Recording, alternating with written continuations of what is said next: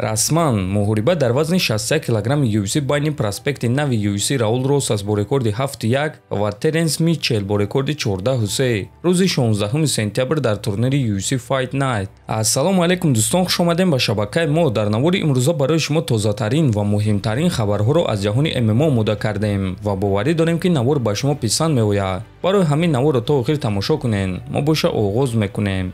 шахсоне ки аз Москва ва Московский област хоҳиши гузаштани граница дошта бошед, пас мо ба шумо одамони бабоварӣ Акай Ғулом ва Акай Умедро тавсия медиҳем ки тӯли чанд сол мешавад ки онҳо дар ин соҳа кору фаъолият мекунанд. ин бародаро шуморо аз Москва ва Московский област гирифта ба мошинҳои худ ба границаи Қазоқистон бурда меоранд. мошинҳои ин бародаро мошинҳои замонавӣ буда ҳамаи шароитҳоро доранд то ин ки шуморо ба роҳат бурда биёранд. барои ҳамин худи ҳозир ба номерҳои дар рӯи экран буда ё ин ки ба WhatsApp ин рақамҳо занг занен ва граница гузашта ҳуҷҷатҳои худро хуб кунен ва агар ки скидка гирифтан хоҳед, пас ҳатман аз номи канали мо Паҳлавон теҷа гап занен. роҳи сафед дӯстон. варзигари ҷавон ва дурахшони тоҷик Анис Ёқубов ба варзигари арманӣ Вартан Асатрян визв дода ӯро ба муҳориба даъват кард.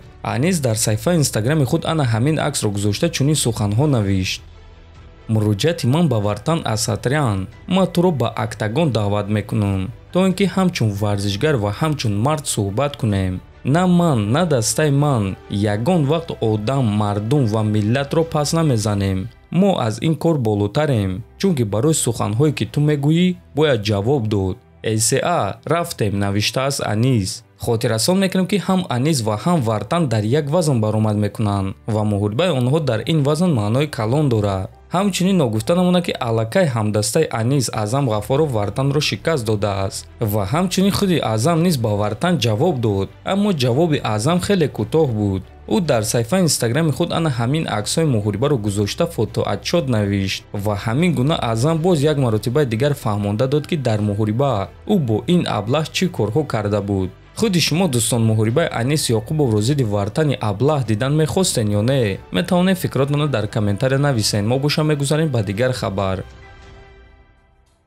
чанд соат пеш пресс-конференсия ва аввалин муҳорибаи рӯбарӯи иштирокчиёни турнири UFC 292 баргузор гардид. хотиррасон мегӯем ки муҳорибаи асосии ин турнир муҳорибаи унвонӣ дар вазни 61 килограмм байни чемпион Алҷеймин Стерлинг ва Довталаб Шон Омели мешавад. турнир аллакай шаби 19 ба 20 баргузор мегардад ва мо рӯзи муҳориба ссилка бепули пахши мустақими ин турнирро дар телеграм канали худ Паҳлавон теҷа мегузорем. барои ҳамин худи ҳозир дар телеграм канали мо обуна шавен. ссилкаи телеграм дар описанияи ҳамин навор.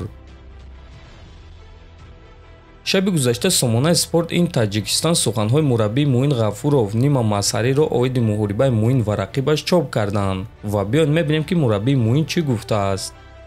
ба ман муҳориба дар Франсия зидди варзигари франсузӣ писанд нест. мо шунидем ки доварони франсузӣ на он қадар хубанд. дар охирон муҳориба доваро ғалабаро ба ҷангори амрикоӣ доданд ва ҳамин гуна моро дар ҳолати нохуб гузоштанд. вақте ки довар дар дуюм раунд барои зарбаи на он қадар сахт бо сар ки ягон зарар нарасон як баллро кам карданд. вагарна Муин дуюм раундро мегирифт ва мо ба сеюм раунд ба боварии зиёдтар ва бешитоб барои муҳорибаро ба анҷом расонидан мебаромадем. фикр мекунем ки агар довар як балли Муинро кам намекард, мо дуюм раундро мегирифтем. бо дигар нақша баромада сеюм раундро низ мегирифтем ва бо қарори доваро ғолиб мешудем. дар муҳорибаи навбатӣ мо бояд ки рақибро фавран шикаст диҳем. агар ки ба монанди муҳорибаи гузашта асабонӣ шудан нахоҳем, гуфтааст Нима Масарӣ. хотиррасон мекунем ки Муин Ғафуров дуюм муҳорибаи худро дар ташкилоти UFC рӯзи 2 сентябр дар турнири UFC Fight Night зидди варзигари франсуз Тейлор Лапилус мегузаронад ва мо ба Муин омодагиҳои хуби беосеб ва ғалабаи дурахшон орзумандем. дар ҳамин ҷо дӯстон навори мо ба анҷом мерасад. фикру ақидаҳотонро нависен, ҳатман дар канали мо обуна шавен. то боздид, хонободу сарбаланд бошен.